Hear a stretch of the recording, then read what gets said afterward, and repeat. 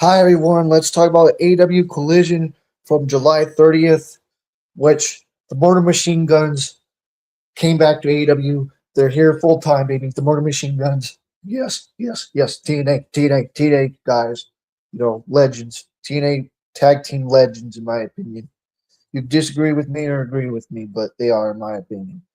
So, Chris Sabin is on the mic and he says, "Did you really think that we wouldn't be here in the greatest city they ever been? And this is where the best wrestle." And Alex Shelley says they are home in more ways than one. And then they say finally said that the Mortar Machine Guns are all elite, and that's what happened there. Then we had the System defeating the Rascals to retain the AEW Trios Championships, and the Babyfaces almost scored the upset title when they counter Ricochet Spirit Gun into a pin, but the Hills hit their finisher shortly after to put them away for the 3 count. Then OC, Orange Cassidy, and Roger Strong and Kyle O'Reilly are interviewed backstage, and they say they will do the ALS Ice Bucket Challenge later in the night, which, the whole thing is with Rebel, with her whole thing with the ALS, and sucks for people that have it, you know what I'm saying? So to anybody that has it, much love and more loves and prayers your way, and I hope things get better for you, and that's what I have to say about that. I really do. I really hope that thing wasn't a thing, and all these other stuff that goes on in the world that's bad. I wish it wasn't here. You know what I'm saying? I go on tantrums about that. So yeah, guys. But anyways, let's carry on about wrestling. So we find out the Continental Cup is after the commercial break, which people are crapping out that, which I was happy about. I don't give a damn what you people have to say. Maybe. You know what I'm saying? That's all you do. You trolls on here that don't give AEW praise of match quality over promos and advertisement that WWE should less do.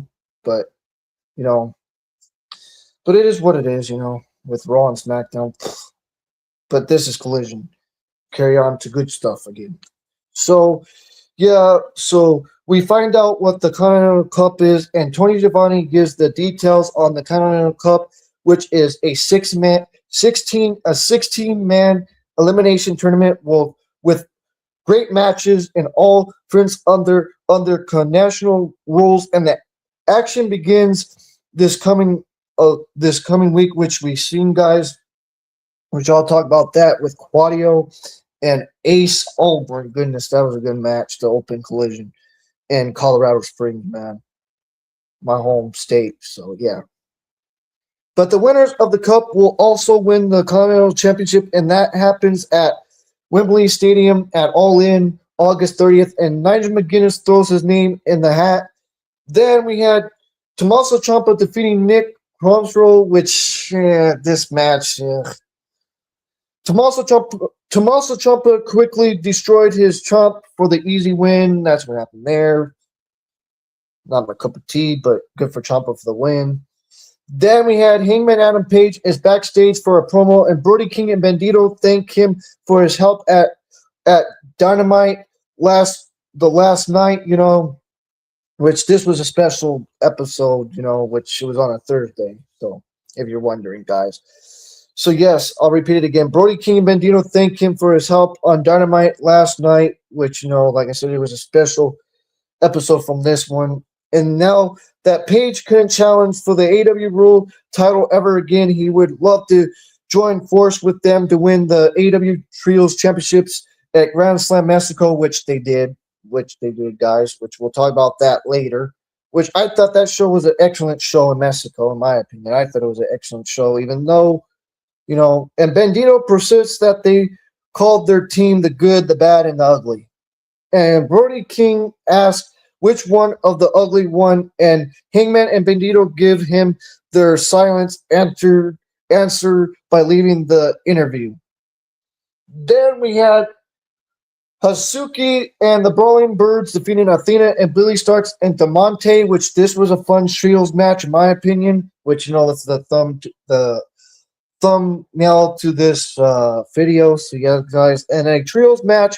The Birds pick up the win with their team after working together to pin DeMonte, but the Divine Dominions attacked babyfaces after the match was over, and they struggled. They dragged the Brawling Birds up the ramp and gave them essentially body slams onto the steel and stand tall over them.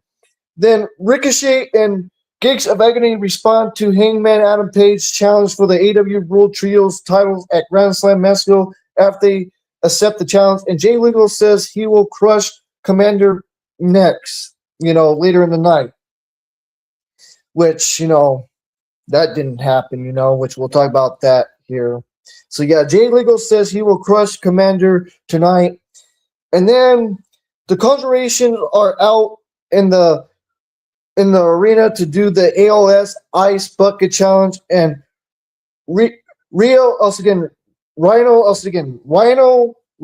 and the Insane Clown Paws are there to do the honor of dumping the bucket of ice on them, which that was fun with JCW guys, the Juggalo guys, and Rhino doing the ice bucket dump on the Conjuration.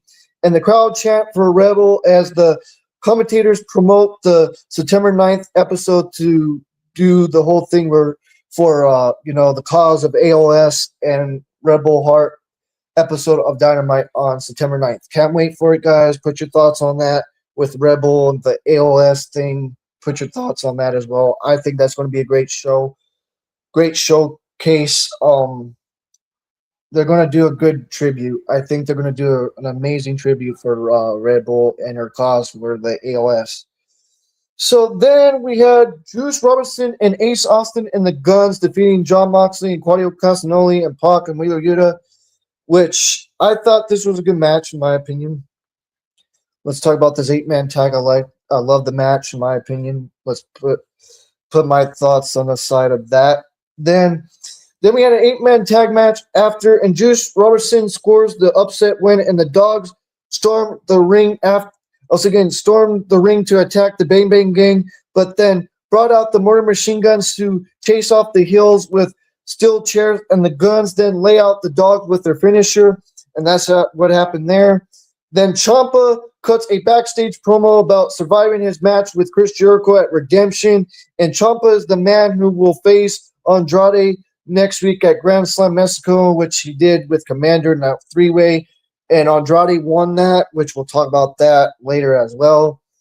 Then we had Chris Statlander defeating a local competitor in this match. Let's talk about it anyways.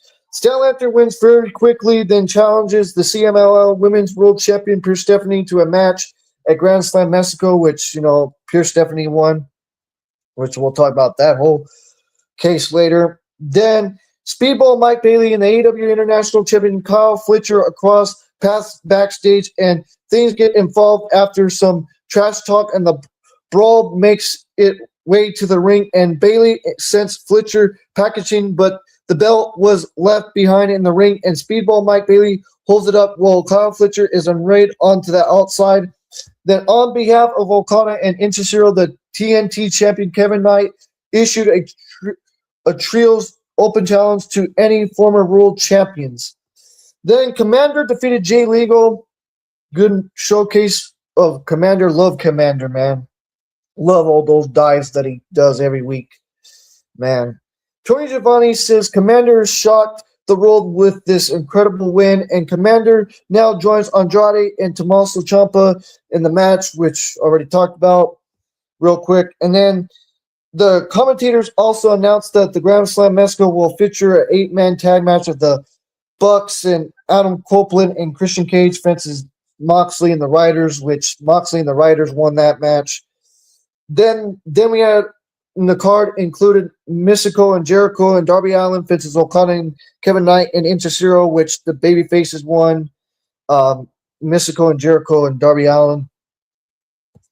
Then we had the main event of Collision with Will Ospreay defeating Daniel Garcia. let's talk about it, guys. This was a great main event, in my opinion, with Daniel Garcia and with Will Ospreay. Also, again, with Will Ospreay defeating Daniel Garcia. Jon Moxley was on commentary for the main event, where he watches Ospreay wrestle with the hidden blade, and Daniel Garcia loses again. And Mark Davis comes through the crowd and attacks Ospreay after the match and is over.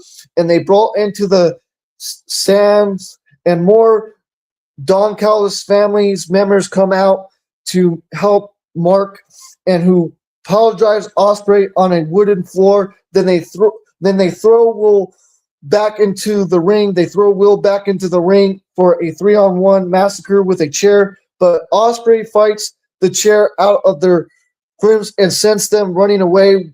Will Ospreay cuts a promo and says he will show everyone what he learned from the Death Riders when they add weapons. There's a match at Grand Slam Mexico, and it's Ospreay and Davis, which Ospreay won, guys, and defeated Mark Davis, which was an amazing showcase street fight, I'll tell you.